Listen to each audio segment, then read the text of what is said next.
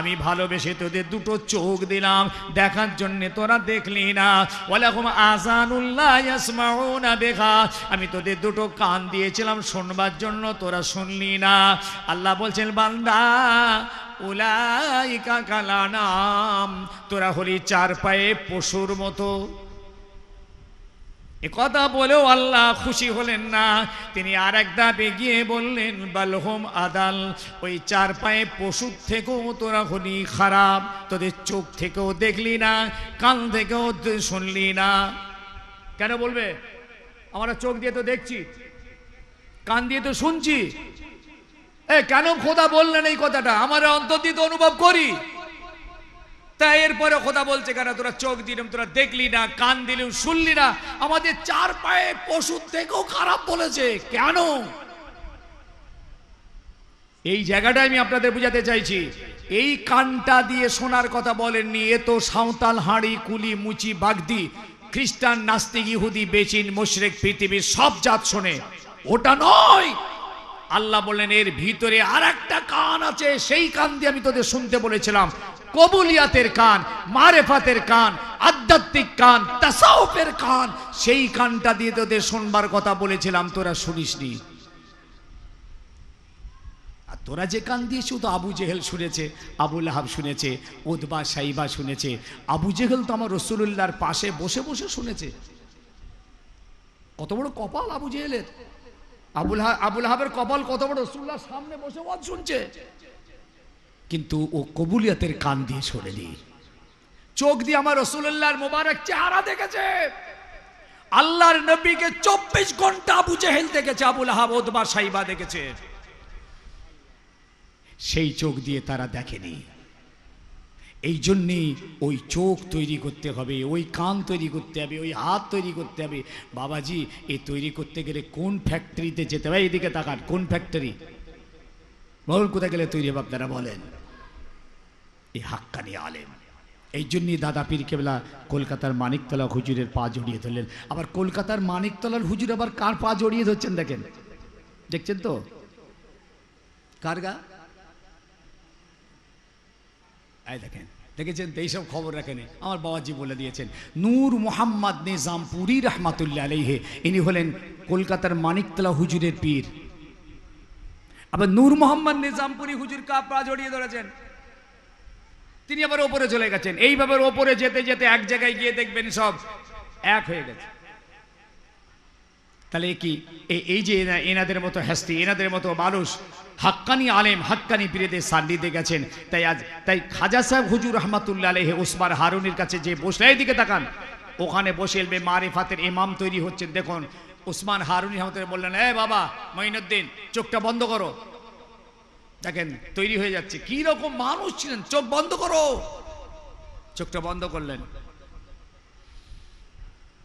ওপরের দিকে চোখটা বন্ধ করে বলছে ওপরের দিকে তাকাও।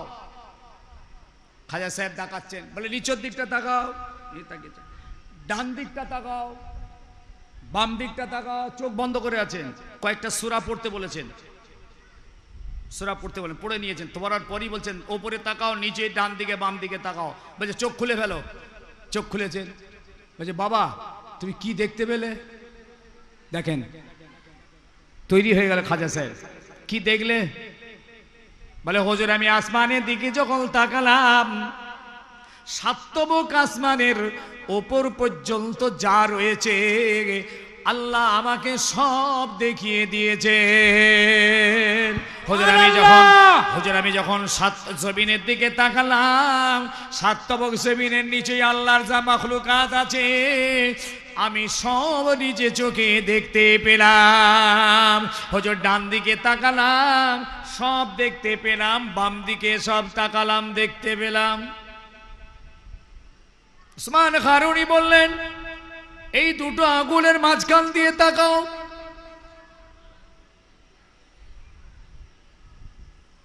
তাকাও এদিকে, দুটো আঙ্গুলের মাঝখান দিয়ে তাকাচ্ছে। ও বাবা মঈনুদ্দিন, কি তুমি দেখতে পেলে বলো গো।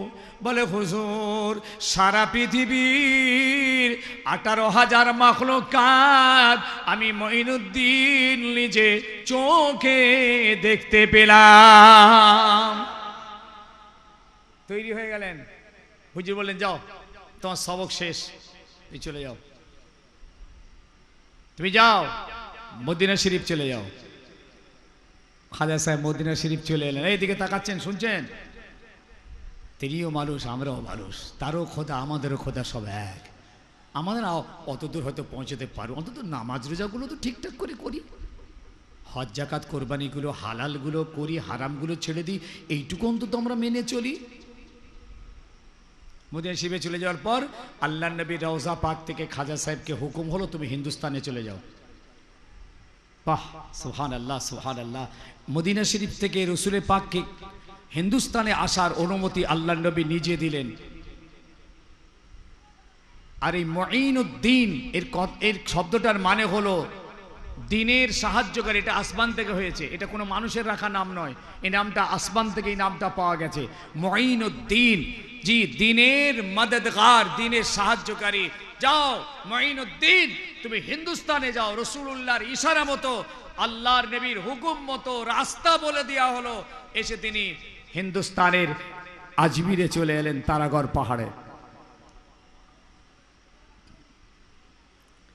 আজমিরে আসার পরে বিরাট লড়াই শুরু হলো, আপনারা জানেন, পৃথ্বীরাজের সঙ্গে বিরাট লড়াই। খাজা সাহেব তখন তৈরি হয়ে গেছেন, একদম ফুল পাওয়ারে আছেন। ইলমে মারিফাত, ইলমে বাতিনি, ইলমে তাসাউফের ফুল ইমাম তৈরি হয়ে গেছেন। কোনো পরোয়া নেই। রাসূলুল্লাহর মাওজা পাক থেকে ফয়েজ নিয়ে উনি যখন হিন্দুস্তানের তারাগড়ে চলে এসেছেন, পৃথ্বীরাজের সঙ্গে লড়াই শুরু হলো, বিরাট লড়াই। আর খাজা সাহেবের কোনো অস্ত্র শস্ত্র নেই, কিছুই নেই, ওই টুটা ফাটা এই কয়েকজন মুসাফির পুডলি পাটলা বেঁধে ফকির সাহেব। কিন্তু একটা শক্তি ছিল খাজা সাহেবের, ইমানি শক্তি, রুহানি শক্তি, ইলমে তাসাউফের শক্তি, ইলমে বাতিনি শক্তি। সংক্ষেপ, খাজা সাহেবকে সব আটকে দিল, জাদুর বান মারতে লাগলো, আগুনের বান মারতে পারে। সব ওয়াজ তো আপনারা শুনেছেন, আমার বলার মকসুদ কিন্তু ওই দিকটা নয়। খাজা সাহেবকে আনাসাগরের পানি বন্ধ করে দিয়েছিল, তাই তো নাকি? শুনেছেন তো? পানি বন্ধ হয়ে গেল। খাজা সাহেব একটা লোটা নিয়ে আনাসাগরে পাঠালেন, যাও একটু পানি নিয়ে এসো। আর যেই লোটাটা আনাসাগরে ডুবিয়েছে, সঙ্গে সঙ্গে আনাসাগরের সমস্ত পানি ওই লোটার মধ্যে চলে এসেছে। একবার জোরে বলুন সুবহানাল্লাহ। কি করে হয় এটা? কি করে হয়? কারামতুল আউলিয়া হক, এটা আকায়েদি মাসলা। কারামতুল আউলিয়া হক, আল্লাহর ওলিদের কারামত হচ্ছে হক। তো খাজা সাহেব যেই লোটাটা পানিতে ডুবিয়েছে, সঙ্গে সঙ্গে পানি লোটার মধ্যে সব আনাসাগর শুকিয়ে গেছে। ওই ব্যাপার। খাজা সাহেবের কেন এই কারামতটা হলো? খাজা সাহেব তো নিজেও জানতেন না যে এইরকম কাণ্ডটা হয়ে যাবে। কেন? আল্লাহর ওলিদের যে কারামত হয়, আল্লাহর ওলিরা জানেন না, আল্লাহর ওলিরা জানেন না যে কারামত এরকম হয়ে যাবে। এর একটা কারণ মনে রাখবেন, যে খাজা সাহেব যে হাতটা দিয়ে লোটাটা আনাসাগরে পাঠিয়েছিলেন, খাজা সাহেবের এই হাত আল্লাহর দরবারে কবুল হয়ে গেছে, কবুলিয়াতের হাত। এই হাত জীবনে কোনো নাফরমানি করেনি, অন্যায় করেনি, মেরে লায়নি, কেড়ে লায়নি, অন্যায় করেনি, জুলুম করেনি। এই হাত আল্লাহর দরবারে কবুল। সেই মকবুল কবুলিয়াতের হাত দিয়ে যখন লোটাটা আনাসাগরে পাঠিয়ে দিয়েছেন, আল্লাহ তার ওলি বান্দার হাতটাকে বেইজ্জতি করবেন না। তাই আনাসাগরের কে আল্লাহর হুকুমে সব পানি লোটার মধ্যে চলে এসেছিল। একবার জোরে বলুন সুবহানাল্লাহ। আরেকটু জোরে বলেন সুবহানাল্লাহ। নারে তাকবীর। সেই খাজা সাহেবের দরবারে আমরা যাই, জিয়ারত করি, এক ডেক রান্না করি, গরিব ফকিরদের খাওয়াই, লাল সুতো বেঁধে আনি, কত রকম কি করে এসি। কিন্তু মনে রাখবেন ভাই সাহেব, খাজা সাহেব কিভাবে ওলি হয়ে গেলেন, কিভাবে তিনি পেয়ারা হলেন, কত বড় সুন্নাতের পায়রাবি হলেন। আমাদেরকে কিন্তু সেই সুন্নাতের পায়রাবি হতে হবে। দাদা পীর কেবর রহমাতুল্লাহ আলাইহি কিভাবে ইলমে তাসাউফের উপরে কত বড় পণ্ডিত হলেন, আল্লাহওয়ালা হলেন, কত বড় ইলমে মারিফাতের ইমাম হয়ে গেলেন, পীর হয়ে গেলেন। জি, সেই দাদা হুজুর কেবর রহমাতুল্লাহ আলাইহির মতপথ আদর্শকে বেড়ে আমাদের চলতে হবে।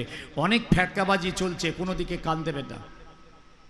অনেক রকম আপনাদের অনেক কিতাব দেখাবে, চটি চটি হাদিসের কিতাব দেখাবে, আপনারা কিতাব দেখে বলবেন তাই তো হাদিসে আছে, কিন্তু আপনারা হাদিস টাদিস কিছু জানেন না, আপনারা বিভ্রান্ত হয়ে ডুবে যাবেন। আপনারা বলবেন ভাই ওসব হাদিস রেখে দিকে যে আমরা এসব বুঝি না, আমরা সাধারণ মানুষ। আপনাদের মনে কোনো সমস্যা হলে আপনারা আমাদের কাছে আসবেন, হাদিস তো আমরাও জানি। দাদা হুজুর কেবলা কি হাদিস জানতেন না? যে বসিয়াট আল্লামা হুজুর হাদিস জানতেন না? আবু হানিফা হাদিস জানতেন না? ইমাম মালিক, ইমাম শাফি হাদিস জানতেন না? তাহলে আজকে এমন এমন হাদিস নিয়ে এসেছে যা আর কেউ জানে না, সব ওরা জানে। শুনে রাখবেন, হাদিস হলো একটা সমুদ্র, এই সমুদ্রে ডুব দিয়ে ঝিনুক তোলা মুশকিল আছে।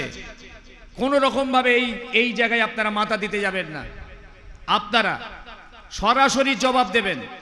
আমরা ওসব হাদিস টাদিস বুঝি না, ওসব আমাদের কাছে এনো না। আমরা সাধারণ মানুষ, আমাদের ওস্তাদ আছে, পীর মাশায়েখ আছেন, আমরা তাদের কথা মতো চলি। আমাদের সমস্যা হলে তাদের কাছে ক্লিয়ার করব, এই বলে রাখছি। আপনারা আমাদের কাছে আসবেন, যদি ওই কেতাব ধরে যদি ডুবে যান তো ডুবেই যাবেন, উঠে আর কেনারা খুঁজে পাবেন না। যারা কেতাব নিয়েছে আপনাদের সামনে দাঁড় করাচ্ছে, সোনা পালিশের কাজ করে, গড়িতের কাজ করে, চেনের কাজ করে, ছিলাইয়ের কাজ করে, তারা কিনা কিতাব নিয়ে এসে দেখাচ্ছে না, দেখছো সেই কেতাবে আছে। বাবা বা, তুই কেতাবের কি বুঝিস? তুই তো সোনা বুঝিস। আমি যদি গিয়ে বলি এ সোনার কাজ করছো, তোমার এটা হালাম আছে, এটা অন্যায় আছে, এটা ঠিক নেই, আপনি আমাকে বলবেন হুজুর আপনি সোনার কি বোঝেন? আপনি তো কোরআন হাদিস বোঝেন, আপনি এখানে কি বোঝেন? এ তো ঠিক কথাই তো, আমি তো সোনার কিছু বুঝি না, আর তোমরা সোনা বোঝো, কোরআন হাদিসের কি বোঝো? ছুতুর মিস্ত্রি কাঠ বোঝে, রাজমিস্ত্রি ইট বোঝে। অতএব আপনারা যেন ওই কিতাব পড়ে বিভ্রান্ত হয়ে যাবেন না। একটা ছোট্ট উপমা দিচ্ছি কিরকম বিভ্রান্ত হয়েছে দেখুন। বলবো না কিনা? বলবো না, শুনবেন? কারা কারা শুনবেন হাত তোলেন, আমি আগে দেখে নিই আগে। ঠিক আছে তো? ঠিক আছে। নারে তাকবীর, নারে তাকবীর। আমি বসে আছি আমার ফুরফাশি আমার বোখারিয়া খানকাতে, একজন হাজি সাহেব আসছেন, একটা কেতাব, মোটা পারা কেতাব বগলে করলি, এসে বলছে হুজুর সর্বনাশ হয়ে গেছে, সর্বনাশ হয়ে গেছে হুজুর, আমার মাথা খারাপ, আমার মাথায় কুলোচ্ছে। এই কেতাবটাই দেখেন, সেহি কেতাব, এই বোখারির সেহি কেতাবে কি লিখেছে দেখেন, আমার মাথা কাজ করছে না। আমি দেখলাম বাংলায় একটা বোখারি শরীফের কেতাব এনেছে আমার কাছে। আমি প্রথমেই বললাম এই কেতাবটা আপনাকে কে দিল? আপনি এই কেতাবটা কেন হাতে করেছেন? আপনি তো হাজি সাহেব লোক, এর বেশি তো আর কিছু জানেন না। আপনি, আপনার পয়সা ছিল, হজ করেছেন, ভাই এই কেতাব তো আপনার জন্য নাজায়েজ। এই কেতাব হাতে করা আপনার জন্য নাজায়েজ। আপনি এই কেতাবের কিছু বোঝেন না, আপনি কেন এই কেতাবটা হাতে করেছেন? কে দিল? বললে আমার ছেলে সৌদি আরবে থাকে, আপনার জেদ্দায় থাকে, ওইখান থেকে আমার জন্য এই কেতাবটা কিনে দিয়েছে হুজুর। আমি তো সর্বনাশ করে দিয়েছে আপনাকে। এই কিতাবের ডান দিক বাঁ দিক সোজা বুঝতে পারবেন না আপনি, কোথায় হাত দিয়েছেন।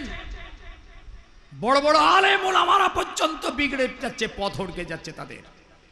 আপনি সাধারণ মূর্খ লোক। কি হয়েছে সমস্যাটা? হাদিসটা খুলে দিলাম আমাকে, সেই পাতাটা খুলে দিয়ে বলছে হুজুর এইখানটা দেখেন না কি লিখেছে। আমি কি লিখেছি তুমি বাংলায় বলো আমাকে। বললো হুজুর এইখানে লিখেছে দেখুন না, যে কোনো স্ত্রী যখন তাদের পিরিয়ড হয়, মেন্স হয়, এই ঋতুবতী স্ত্রীদের সঙ্গে তাদের স্বামীর মেলামেশা করা জায়েজ। শুনছেন নাকি? কোথায় লেখা আছে? সেহি হাদিসে লেখা আছে। তা আমি বললাম ভাই এ তো সেহি হাদিসে লেখা আছে, আপনি কালকে চায়ের দোকানে যে বলেন যে বাবা আমি সেহি হাদিসে পেয়েছি, জানেন ঋতুবতী মহিলাদের সঙ্গে তাদের স্বামীর মেলামেশা করা জায়েজ। জানেন আপনি বলুন কি? যান যে বলুন, পিটিয়ে ছাল তুলে দেবে তোমার। হুজুর আমার বিপদে পড়ে কি লিখেছে, আমার তো মাথা খারাপ, আমি তো জীবনে শুনিনি এরকম কথাই। দেখেন না, তার মানে ও বাংলাটা পড়েছে, আরবি এবারত পড়তে পারে না। এদিকে শুনছেন নাকি? ও বাংলাটা পড়েছে, বাংলা মানেটা পড়ে ওর মাথা বম বম করে ঘুরছে, একদম সারা পশ্চিম বাংলা ঘুরছে, কিন্তু ও আরবি তো পড়তে পারে না, মূর্খ। আমি হাদিসটা হাতে নিলাম, নিয়ে এবারতটা পড়ে নিলাম। এবারতটা পড়ে নিয়ে বললাম ঠিক আছে, যা লিখেছে ঠিকই লিখেছে। এই জন্যই বলছি আপনার জন্য এই হাদিসের কেতাব হাতে করা নাজায়েজ। আপনি সাধারণ লোক, এসব বড় বড় কেতাব হাতে করতে যাবেন না, এই বিভ্রান্ত হয়ে বেঈমান হয়ে মরে যাবেন। হাদিসটার কি লেখা আছে জানেন? হাদিসটা লেখা আছে কোন ঋতুবতী মহিলাদের সঙ্গে তাদের স্বামীর মেলামেশা করা জায়েজ। এখন এই মেলামেশা শব্দটা ও পড়েছে বাংলায়, এই মেলামেশা মানে ও ভেবেছে অতি করা, অতি জেমা করা, অতি করা, কিন্তু মেলামেশা মানে তো অতি নয়। আরবি শব্দটা যা আছে তার মানে লিখছে সেই স্ত্রীর সঙ্গে উঠা বসা, খাওয়া দাওয়া, লেনদেন, কথাবার্তা সমস্তটাই তার সঙ্গে জায়েজ, খালি অতি করা হারাম। এখন ও তো আরবি বোঝে না, এই জন্যই বলছি আপনি তো মূর্খ লোক, আপনি এত বড় বুখারী হাদিস তুলেছেন কেন? ও ছেলে তুলে দিয়েছে হাতে সেহি বই, আর সেহি দিয়ে তোর বাপ জাহান্নামে যাবো দাখিল হয়ে গেছে। মেলামেশা, ধরুন আপনি বলবেন আমজদ ভাইয়ের সঙ্গে আমার খুব মেলামেশা আছে, তার মানেটা কি? এই মেলাটা কি? যে রাজু ভাইয়ের সঙ্গে আমার খুব মেলামেশা আছে, তার মানেটা কি? তার সঙ্গে উঠা বসা, কথাবার্তা, লেনদেন, যাওয়া আসা, এই হচ্ছে মেলামেশা আরবি শব্দটা। কেন জাহিলিয়াতের যুগে একটা নিয়ম ছিল, স্ত্রীদের যখন শরীর খারাপ হয় তখন স্বামীরা স্ত্রীদেরকে বার করে দিত। জাহিলিয়াতের যুগে, ইসলাম তখন আসেনি, মহিলাদের যখন পিরিয়ড চলতো তখন সেই স্বামীরা স্ত্রীদেরকে বার করে দিত, বাপের বাড়ি পাঠিয়ে দিত, বিছানা আলাদা করে ফেলতো, ঘর আলাদা করতো। আল্লাহর নবী এসে বললেন না, এটা চলবে না, এটা আল্লাহর হুকুম মতো শরীরটা তাদের খারাপ হয়, এটার জন্য তারা নাপাক নয়। তোমার তার হাতে খাওয়া দাওয়া, চলা ওঠা বসা, লেনদেন সবটাই হালাল, খালি অতি করা যাবে না। এই জাহিলিয়াতের যুগের আইনটাকে ভাঙবার জন্য এই হাদিসটা এসেছে। আর এই হাদিস ওই মূর্খ পড়ে মাথা খারাপ, বললে কি করে কি হলো, কখনো জানিনি ঋতুবতী মহিলার সঙ্গে মেলামেশা করা জায়েজ বলছে। এই জন্য বলে রাখছি, আপনি গণিতের কাজ করেন, সোনার কাজ করেন, আপনি সোনা বুঝবেন, হাদিস বুঝবেন না। হাদিস নিয়ে আপনি বুঝতে যাবেন না। কথা বুঝছেন নাকি?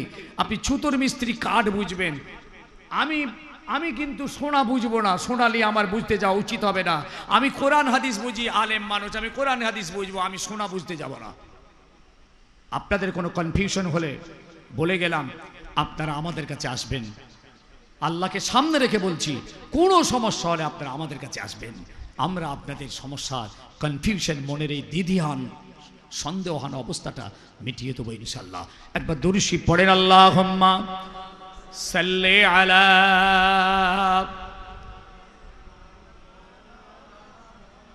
ওয়া আলা আলি সাইয়্যিদিনা। खुदा से मोहब्बत, नबी से जुदा, ये तो अब्द अनवार का गवारा नहीं। मुस्तफ़ा की गुलामी क्या चीज़ है, जिसको मिल गया दो जहां मिल गया। अल्लाहुम्मा सल्ली अला, खूब जोरे जोरे, माशाल्लाह माशाल्लाह।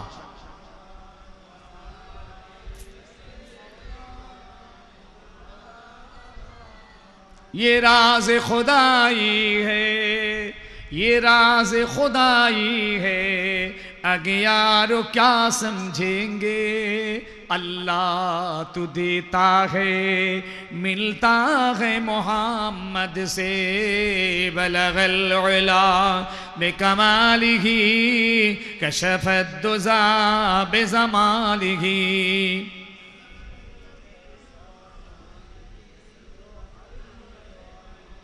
प्यारे हाजिरीन, এই অহংকার, তাকাব্বুরি, রিয়া, ফকর, আমিত্ব, লোভ যতদিন না আমাদের অন্তর থেকে মেটাতে না পাচ্ছি, কোনোদিন আল্লাহওয়ালা হতে পারবো না, আল্লাহর পেয়ারা হতে পারবো না, জান্নাতি হতে পারবো না। প্যারে হাজিরিন, বাবা, ছেলেরা, ভাইজান, হাতে ধরে বলে, আপনার নামাজ আছে, রোজা আছে, তসবিহ আছে, তেলাওয়াত আছে, আপনার সব আছে, কিন্তু আপনার ভিতরে অহংকার আছে, তাকাব্বুরি আছে, ফকর আছে, আমিত্ব আছে, লোভ আছে। দেখবেন, মনে রাখবেন, আপনি রেহাই পাবেন না। অন্তরকে মাটির সঙ্গে হিংসাকে মিটিয়ে দিন, তাকাব্বুরি ফকরকে মিটিয়ে দিন। আমিত্বকে মিটিয়ে দিন, আপনি আল্লাহর ওলি হয়ে যাবেন, আল্লাহর পেয়ারা হয়ে যাবেন। জি, আল্লাহ আপনার অন্তরকে পছন্দ করবেন। আল্লাহ দুনিয়ার চাকচিক্য দেখেন না, আল্লাহ অন্তর দেখেন। আল্লাহ কি দেখেন? অন্তর দেখেন, আল্লাহ বাহ্যিক দেখেন না। খাজা সাহেবের সঙ্গে যখন ওই শয়তানটার লড়াই হতে লাগলো পৃথ্বীরাজের, এত লড়াই, আগুনের বাণ আসছে, খাজা সাহেব চক দিয়ে দাগ কেটে দিয়েছেন, ভিতরে সব ঢুকিয়ে দিয়েছেন, আগুনটা এসে ওই চকের দাগের পাশে সে নিভে যাচ্ছে, খাজা সাহেবের গায়ে টাচ করতে পারছে না। সেই খাজা সাহেব হিন্দুস্তানের জমিনে 90 লক্ষ মানুষকে হেদায়েত করেছিলেন। বলুন সুবহানাল্লাহ। রুহানি বাতিনি শক্তি, মারেফাতের শক্তি, আধ্যাত্মিক শক্তি, ইলমে তাসাউফের শক্তি, এই শক্তির দ্বারাই 90 লক্ষ মানুষ হেদায়েত হয়ে, বুঝতে পেরেছেন, মাথায় টুপি দাড়ি মুসলমান হয়েছেন হিন্দুস্তানের জমিনে, সারা ভারতবর্ষের জমিনে 90 লক্ষ মানুষ। আজকে আজমির তো আজমির শরীফ হতো না, আজমির শরীফ হতো না, আজমির কেউ চিনত না। সারা বিশ্ব আজকে আজমিরকে চেনে। কোথায় আজমির? কে চিনত? যদি খাজা সাহেব যদি না আসতেন আজমিরে, কে চিনত? ভাই, কাঠের মিলে যে দেখবেন বড় বড় কাঠের গুঁড়ি পড়ে আছে, কুকুরে পিচ্ছাপ করছে, সাপে ব্যাঙে, সেই কাঠটা করাতে তুলে চিরাই করে ফ্রেশ করে তক্তা হয়ে বেরিয়ে এলো,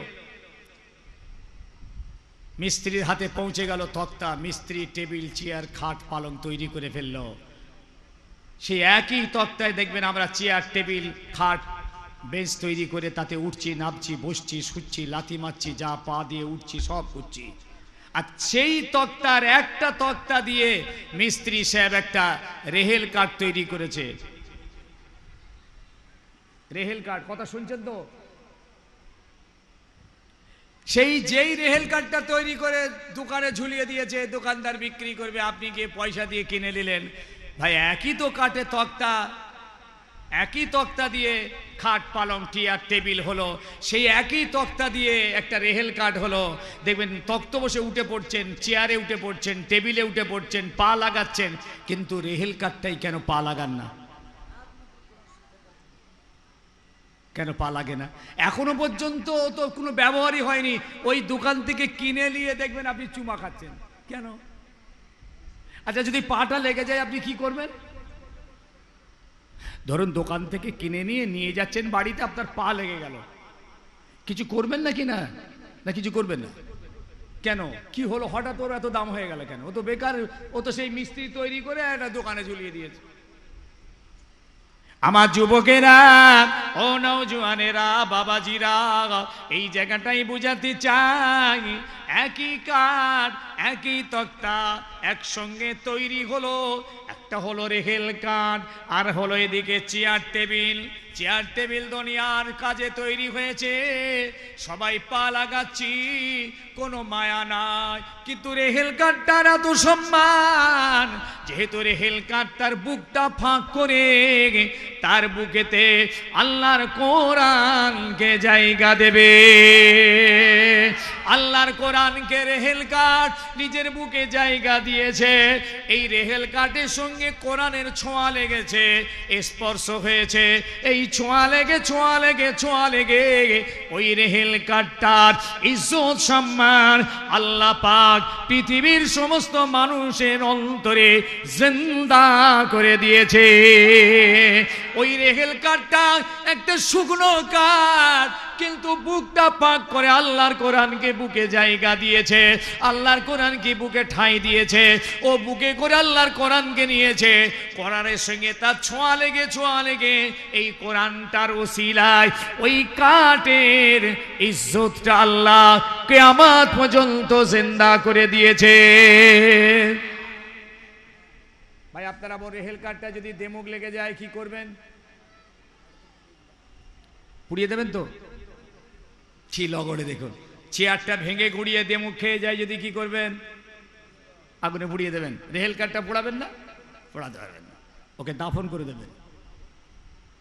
কি সম্মান! কেন সম্মান? না কোরআনের সঙ্গে তার টাচ। আমি শেষ করবো এবার। শরীর আর ভালো নেই, আগের মতো আর বুঝতে পারছেন না, বয়স বাড়ছে না কমছে? এই ছেলেরা, বাড়ছে না কমছে? বাড়ছে, হ্যাঁ এই কমছে। এতদিন ধরে শিখে শিখে এই হলো। প্রত্যেক সপ্তাহে যাবি আমার কাছে, বয়স বাড়ছে, আমার ওখানে খাওয়া দাওয়া করবি আর কিছু নসিহত দিয়ে আসবি। প্রত্যেক শুক্রবার আমার ওখানে খাওয়া দাওয়া করবে, নামাজ পড়ে আর কিছু নসিহত নিয়ে আসবে। খালি যায় দাওয়াত করো, দাওয়াত আর তাবিজ, দাওয়াত আর তাবিজ। বুঝি এটা দাওয়াত হবে আর তাবিজ হবে, এই দুটো নিয়ে ফুরফুরাটাকে পাগল করে ফেললে না। ফুরফুরা কি খালি তাবিজের জন্য নাকি না দাওয়াতের জন্য ফুরফুরা? এই নিয়ে আসে ফুরফুরার জমিন খালি তাবিজ আর জলসার জন্য নয়, আল্লাহর কসম। ফুরফুরার জমিন মানুষকে আল্লাহর সঙ্গে সম্পর্ক তৈরি করার জন্য, ফুরফুরার জমিন মানুষকে রাসূলের সঙ্গে সম্পর্ক তৈরি করার জন্য, আল্লাহওয়ালা তৈরি করার জন্য, আল্লাহর পেয়ারা বানানোর জন্য ফুরফুরার জমিন। সেই জমিনে বড় বড় আল্লাহর ওলি তৈরি হয়েছে, দরবেশ তৈরি হয়েছে, পীর তৈরি হয়েছে, কুতুব তৈরি হয়েছে, আবদাল তৈরি হয়েছে। আজকে আপনারাও বিপদগামী হয়ে যাচ্ছেন আর আমাদেরকেও বিপদগামী করে দিচ্ছেন। আপনারাও ধ্বংস হয়ে যাচ্ছেন, আমাদেরকেও ধ্বংস করে দিচ্ছেন। আপনারা যেই বলেন হুজুর একটা দাওয়াত হবে আর দুটো তাবিজ দেন তো, ব্যাস আমাদের এলএম কালাম সব জাহান্নামে পাঠিয়ে দিলেন। যদি গিয়ে বলতে হুজুর একটা হাদিস বলুন তো একটু শুনি, আশ্চর্য। 40টা দরবার আছে। কটা দরবার আছে? কি আলম ভাই, কটা? 40টা দরবার। 40টা দরবারে ভাই সাহেব আলেম ওলামারা বসে আছেন। আপনারা একটা করে দরবারে যদি একটা করে হাদিস শুনে যেতেন, 40টা হাদিস শুনে যেতে পারতেন। Am I right? একটা করে যদি নসিহত শুনতেন, 40টা নসিহত শুনতে পারতেন। একটা করে যদি মশলা জানতেন তো 40খানা মশলা জানতে পারতেন। কালি যে বলছেন হুজুর একটা তাবিজ হবে, লাহে বলছে দাওয়াত। এই দুটো আমি তো তাড়া মারি ওদেরকে। আমাদেরকে এই জন্যই তৈরি করে দিলি, আমাদেরকে এইভাবে শেষ করে দিলি, আমাদের কাছ থেকে কিছু জানতে চাইলি না। বড় হুজুর কেবলা, মেজু হুজুর কেবলাকে তো আমরা দেখেছি, নহজুর কেবলা, ছোট হুজুর কেবলাকে দেখেছি। এই যুবক, এই 28, এই 35-40 বছরের ছেলেরা দেখেনি ছোট হুজুরকে, দেখেছে? এই 35 বছর 40 বছরের যুবক বলো, ছোট হুজুরকে দেখেছো? বড় হুজুরকে দেখেছেন? নহজুরকে দেখেছেন? দেখেননি। মেজু হুজুর কেবলাকে দেখলে দেখতে পারেন।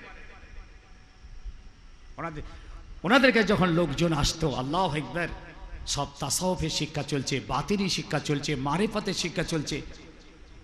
জি, ইলমে বাতিনি শিক্ষা চলছে। আল্লাহু আকবার। ইলমে তাসাউফের শিক্ষা চলছে, হাদিসের শিক্ষা চলছে। বসে বসে সব তালিম দিচ্ছেন। এইবার যাবার সময় হয়তো বললো হুজুর আলাদা কথা, তাবিজ মোক্ষ নয়। আজকে আপনারা যান, হালুয়া রুটি, ওই মোরব্বা আর আতর সুরমা আর রুমাল টুপি কিনে নারে তাকবীর আল্লাহু আকবার চলে এলেন। হাতে ধরে বলছি, ফুরফুরা শরীফ ইলমে মারিফাতের জায়গা, ইলমে তাসাউফের জায়গা। আজকে আমরা কোথায় চলে গেলাম, কোথায় পৌঁছে গেলাম বলুন? দাদা হুজুর কেবলা রহমাতুল্লাহ আলাইহি দায়রা শরীফে বসে আছেন, এদিকে তাকান। আরেকটা বলে রাখি, দাদা পীর কেবলার জীবনী গুলো প্রত্যেককে কিনতে হবে বলে যাচ্ছি। প্রত্যেককে দাদা হুজুরের জীবনী একটা করে, শুনছেন নাকি? আর 5 হুজুর কেবলার জীবনী একটা করে কিনবেন, হাতে ধরে বলে যাচ্ছে। দাদা পীর কেবলার জীবনীটা পড়ুন, পড়ে দাদা পীরকে চিনুন। তিনি কি করেছেন আর কি বলে গেছেন আমাদেরকে একটু ভালো করে জানার দরকার। ও আমাদের মুখ থেকে কতটুকু শুনবেন? একটা বই পড়ুন, বৈশাখ হুজুরের জীবনী পড়ুন। চিনতে পারলেন না, পড়লেন না, বুঝলেন না, অন্ধবিশ্বাস করে আছেন খালি দাদা হুজুর কেবলা। আগামী 20 বছর পরে, 50 বছর পরে আপনারা দাদা পীরকে ভুলে যাবেন। দাদা পীরের গুরুত্ব থাকবে না আপনাদের কাছে। কেন? দাদা পীর সম্পর্কে কিছুই জানেননি আপনারা। এই জন্য জীবনী পড়ুন, হাতে ধরে বলছি। বই আছে, লেটেস্ট জীবনী বেরিয়েছে দাদা হুজুর কেবলা, শত লেটেস্ট। আল্লামা পীর সাইফুদ্দিন সাহেব হুজুর হিনে হায়াতে বেঁচে থাকা অবস্থা একটা জীবনী বেরিয়ে গেছে। জীবনীটা কিনে নেবেন, 50 টাকা করে দাম আছে মনে হয় বইটার, কিনবেন। হাতে ধরে বলছি না, 150 টাকা দাম আছে বইটা, 150 টাকা দাম। বৈশাখ হুজুরের জীবনী পড়ুন, মানুষগুলোকে চিনুন ভালো করে, অন্তরে জায়গা দিন, বুঝতে শিখুন। ভাবুন। তাই আমার ভাইদের, ছেলে ছোকরা, যুবক জওয়ানদের উদ্দেশ্যে বলে গেলাম, ফুরফুরাকে মজবুত করে ধরুন। বলে যাচ্ছি, বাঁচার জন্য বলছি। আর একটা কথা বলছি, ফুরফুরা শরীফ কাউকে ঠকায় না, ফুরফুরার জমিন ঠকায় না কাউকে।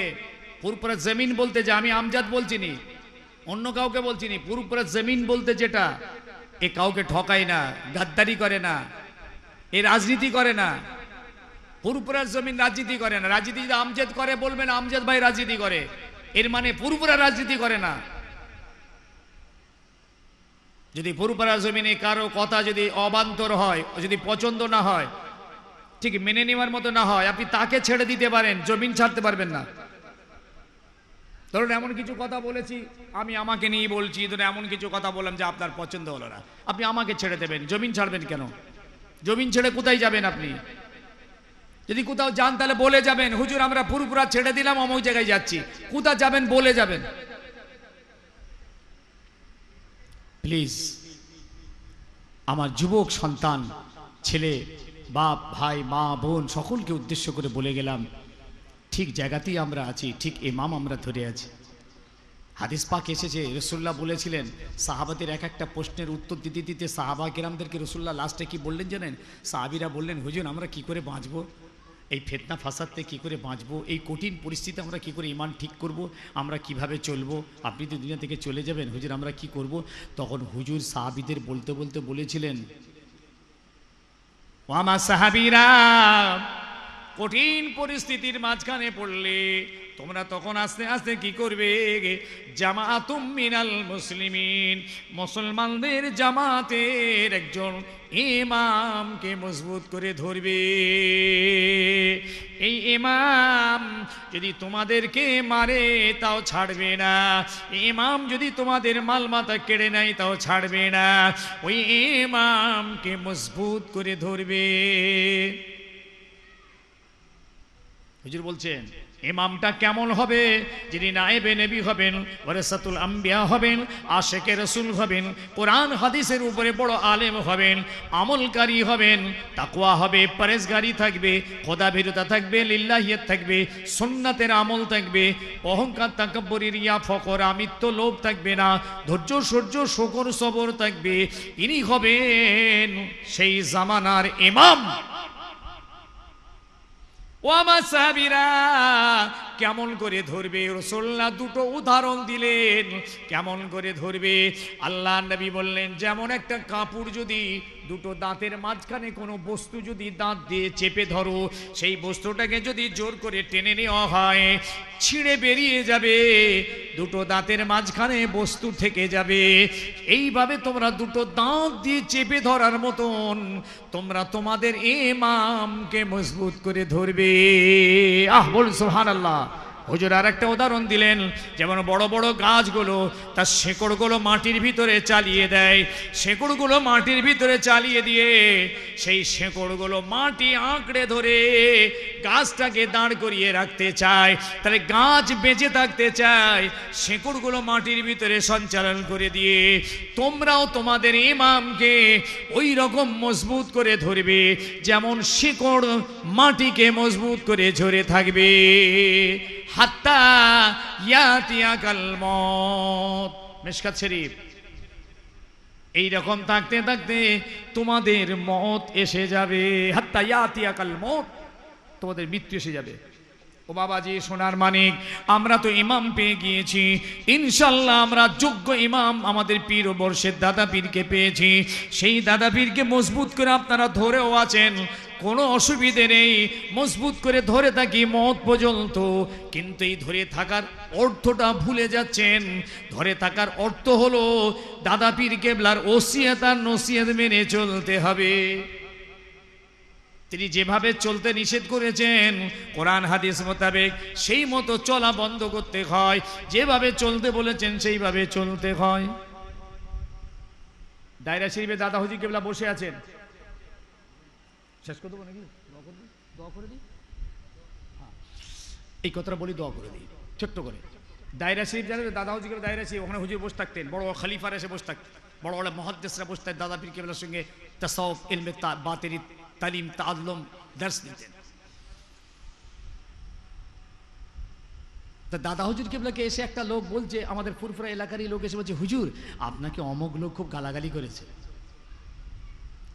এখন হয়েছে কি, যেসব বিদেশি লোকেরা এসে ফুরফুরায় মারা যায় তাদেরকে তো সে একটা পিছন দিকে কবরস্থান আছে, দাফন করা হয়, জানেন তো, পিছন দিকে একটা কবরস্থান, সেখানে দাফন করা হয়। ওই লোকটা ফুরফুরার লোক, ও বলছে দাদা হুজুরের কাছে সব লোকজন আসবে আর খালি আমাদের এই কবরস্থানে দাফন করে করে কবরস্থান ভর্তি করে দিচ্ছে। দাদা হুজুরের কাছে সব লোকজন আসে আর আমাদের কর্মস্থান ভর্তি করে দেয়। এই কথাটা শুনেছে দাদা হুজুর কেবলাকে সে লোকটা শুনিয়ে দিয়েছে একটা লোক। দাদা বোঝা এত বড় কথা তার, লোকটা এরকম করে বললো। কোন লোকটা জানেন? যে লোকটা বলেছে কিরকম লোক, স্ট্যান্ডার্ড লোক জানেন? ওই ছিপেতে কেঁচো লাগিয়ে যেমন এমন লড়কায়, কি মাছ ধরে? এই কথা বলে না কেন, কি মাছ? প্যাকাল মাছ, হ্যাঁ, শোল মাছ, ল্যাটা মাছ, চ্যাং মাছ, লড়কে লড়কে ধরে সেই লোকটা। দাদা হুজুর কেবলা শানে এত বড় কথা বলে বসে আছে। কোন স্ট্যান্ডার্ডের লোক দেখেছেন? এখন দাদা পীর কেবলা ধারে এসে বসে আছেন, এই কথা দাদা পীরের কানে পড়তে দাদা অসন্তুষ্ট হয়ে গেছেন। আর সেই লোকটা সেই সময় সামনে দিয়ে যাচ্ছে।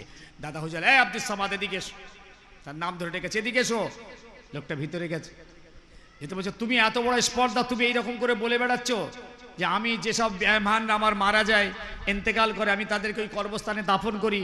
তুমি বলেছো নাকি আমি সব কর্মস্থান ভর্তি করে ফেলছি সব দাফন করে করে? তুমি এরকম কথা বলেছো? বিদেশি মেহমানদের কোথায় দাফন হবে? একটু রাগারাগি করেছেন। আর সেই লোকটি ওই ছিপ লড়কায়, যে এই লোকটা একদম সিম্পল নর্মাল লোক, এ বলছেন, হুজুর আপনি আমাকে মাফ করে দেবেন, আমি হুজুর এই কথা বলিনি, আপনাকে কেউ মিথ্যে করে বলেছে, আমি বলিনি হুজুর এই কথাটা, আমি কোনোদিন বলিনি। দাদা পীরের কাছে হাত জোড় করেছেন, হুজুর আমি বলিনি কোনোদিন। দেখেন, ইনি যেহেতু এনার ভুলটা স্বীকার করেছেন, সঙ্গে সঙ্গে দাদা হুজুর কেবলা কি করলেন জানেন? ওই লোকটার আবার হাতটা ধরে বলছে, তুই আমায় মাফ করে দে। আল্লাহু আকবার। মুজাদ্দেদে জামান, যিনি জামানার মুজাদ্দেদ, তিনি একজন সিম্পল নরমাল একটা ক্লাসের মানুষ। তিনি যেই বলেছেন, হুজুর আমি এ কথা বলিনি, হুজুর আপনি আমাকে ক্ষমা করে দিন, দাদা হুজুর কেবলা সঙ্গে সঙ্গে তার দুটো হাত ধরে এত অনুনয় বিনয় করে বলছে, বাবা আমি তোকে রাগারাগি করে ফেলেছি, তোর মনে দুঃখ হয়েছে, কষ্ট হয়েছে, তুই আমাকে মাফ করে দিস। মুজাদ্দেদ এমনি। আমরা হলে কি করতাম? বেয়াদব কোথাকার, এক তাড়া মেরে তার বেয়াদব বলে আর বলে দু চার ঘাট লোককে মধ্যে ধরে ঠাকা একে। এই হচ্ছেন জামানার মুজাদ্দেদ। অহংকার নেই, তাকাব্বুরি নেই, ফকর নেই, রাগ নেই, দেখছেন আমিত্ব নেই।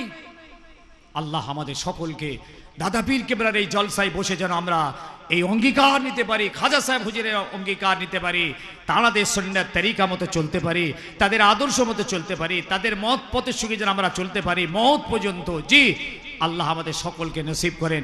বলুন আল্লাহুম্মা আমিন, বলেন আল্লাহুম্মা আমিন। তিনবার আলহামদুলিল্লাহ শরীফ, তিনবার কুল হুয়াল্লাহ শরীফ, তিনবার দরুদ শরীফ পড়লেন। বিসমিল্লাহ, আলহামদুলিল্লাহ, আলহামদুলিল্লাহ, কুল হুয়াল্লাহু আহাদ,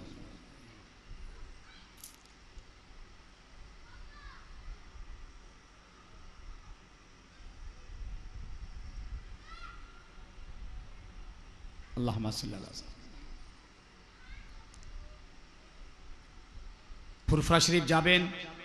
আপনারা তো আমাদের এলাকার ভাই, সবাই জানাশোনা পরিচয়, যাবেন শুক্রবার বুঝে যাবেন। এই যে কালকে শুক্রবার, কিছু মানুষ তো আসে, গোনাগার ভাইয়ের কাছে কিছু মানুষ দেখা সাক্ষাৎ করতে আসে, ছিটে ফুটা কিছু ব্যবস্থা মেহমানদারির করি।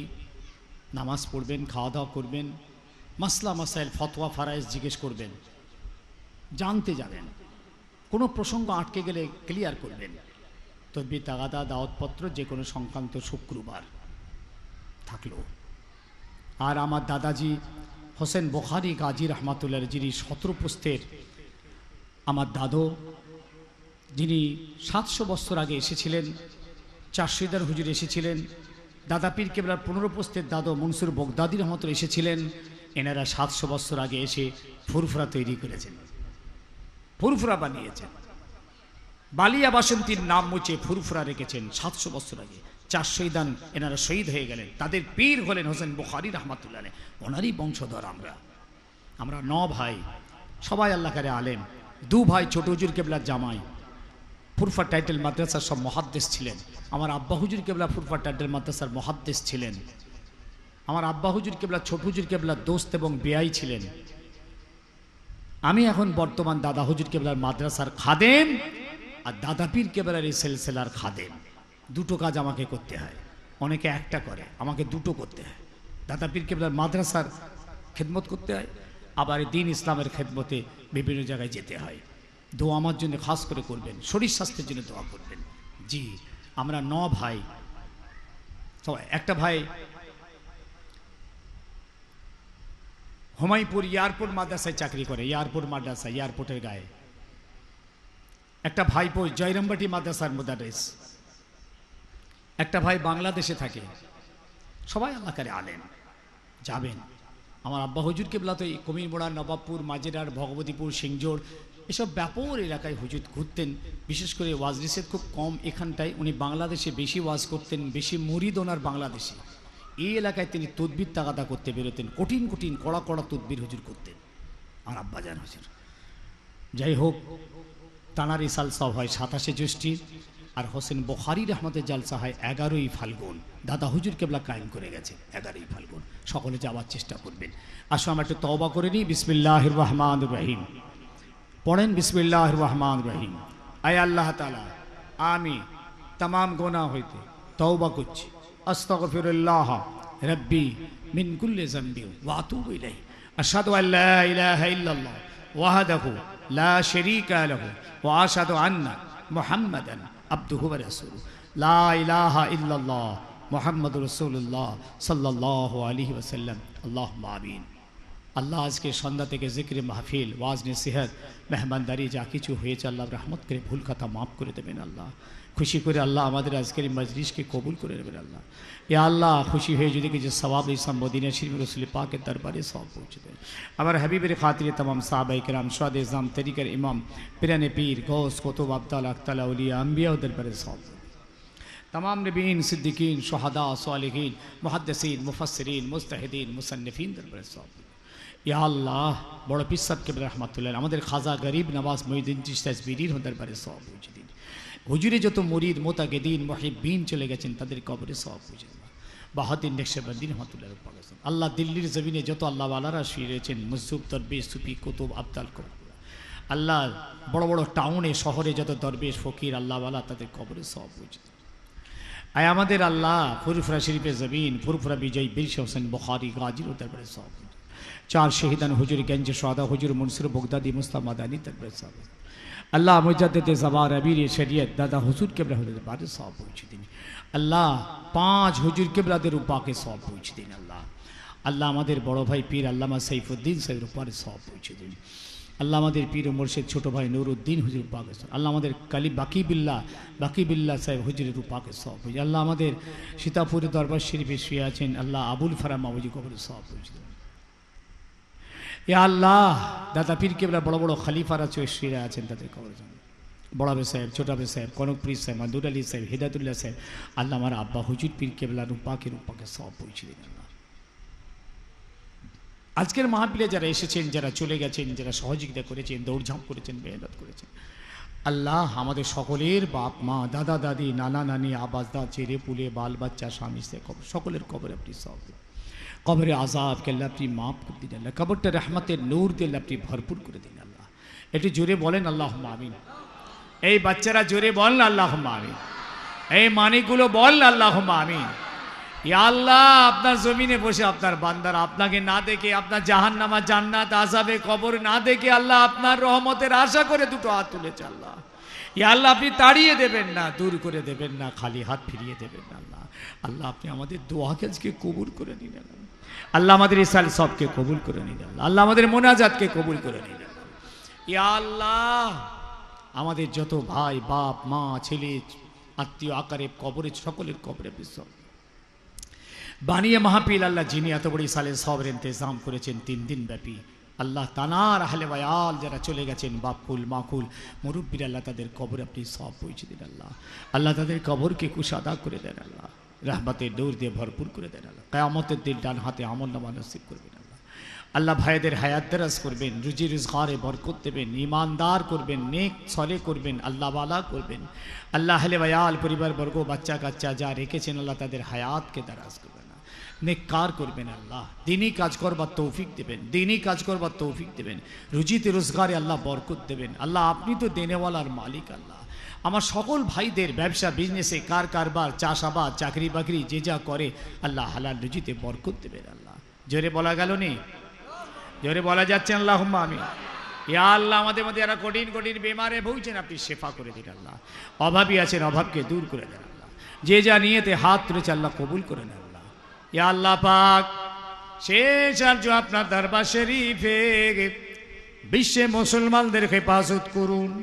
আল্লাহ পাক আমার নবী পাকের উম্মাত উম্মতি গুনাহগার উম্মাত উম্মতিদের ইমানদার উম্মাত উম্মতিদের নাস্তিক ইহুদি বেদির মুশরিকদের হাতে মারবেন না, আল্লাহ বেইজ্জতি করবেন না।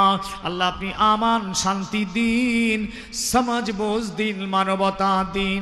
আয় আল্লাহ বিশ্বে মুসলমান বড় পরিস্থিতিতে বড় মুসিবতের মধ্যে রয়েছে। আল্লাহ আপনি আসমান থেকে তাদের উপরে সাহায্য নাযিল করুন। আল্লাহ প্যালেস্তাইনের জমিনে কি হচ্ছে, হারজেকাবেনিয়ায় কি হচ্ছে, আল্লাহ পাক মায়ানমারের জমিনে কি হয়ে গেল কি হচ্ছে, যারা দুনিয়া থেকে চলে যায় আল্লাহ তাদের শাহাদাত কবুল করুন। আল্লাহ আপনি তো সব পারেন, আপনি কি না পারেন, কি না করেছেন। আপনি তো আব্রাহা বাদশাকে ধ্বংস করে আবাবিল পাখি দিয়ে আপনার খানে কাবাকে আল্লাহ আপনি জিন্দা রেখেছেন। ও আল্লাহ আপনি কি না পারেন, ইব্রাহিম নবীকে নমরুদের আগুন থেকে আপনি বাঁচিয়েছেন। আল্লাহ পাক আপনি কি না পারেন, মুসা নবীকে নীলাত থেকে বাঁচিয়েছেন। আল্লাহ ঈসা নবীকে আসমানে তুলে নিয়ে আপনি বাঁচিয়েছেন। নূহ নবীকে নৌকা দিয়ে তুফান থেকে আপনি বাঁচিয়েছেন। আল্লাহ ইউসুফ নবীকে কুয়া থেকে তুলে মিশরের বাদশা করেছেন। ইউনুস নবীকে মাছের পেট থেকে আল্লাহ আপনি শান্তি আমান দিয়েছেন। আপনি কি না পারেন, সবই তো পারেন। আল্লাহ আমাদের নবীকে কুয়ার ভিতরে চুলে গেরো দিয়ে জাদু করে মেরে ফেলছিল, আপনি তো কুয়া থেকে চুলটা তুলে আমাদের নবীকে আল্লাহ আপনি বাঁচিয়েছেন। আল্লাহ আমার নবীর ইমানদার উম্মাত উম্মতিদের কেন আপনি বাঁচাবেন না? যেভাবে আল্লাহ আপনি সাহায্য করলে হয় সেইভাবে আপনি সাহায্য নাযিল করুন। শেষ আরজ আল্লাহ ইমানের সঙ্গে আমাদের মত নসিব করুন। দিদারে কাবা শরীফ, দিদারে মদিনা শরীফ সকলকে যাবার মতন তৌফিক দিন। আরো চাই আল্লাহ পাক মাঝে মাঝে হবে স্বপ্নে খেয়ালে নূর নবী চাঁদ নবী মুহাম্মদুর রাসূলুল্লাহ সাল্লাল্লাহু আলাইহি ওয়াসাল্লামের দিদার যেন সকলের নসিব হয়। সুবহান রাব্বিকা রব্বিল ইজ্জাতি আম্মা ইয়াসিফুন ওয়া সালামুন আলাল মুরসালিন ওয়ালহামদুলিল্লাহি রাব্বিল আলামিন। আমিন আমিন আমিন। সকলেই জোরে জোরে জোরে লা ইলাহা, খুব জোরে লা ইলাহা, লা ইলাহা ইল্লাল্লাহু মুহাম্মাদুর রাসূলুল্লাহ। আসসালামু আলাইকুম।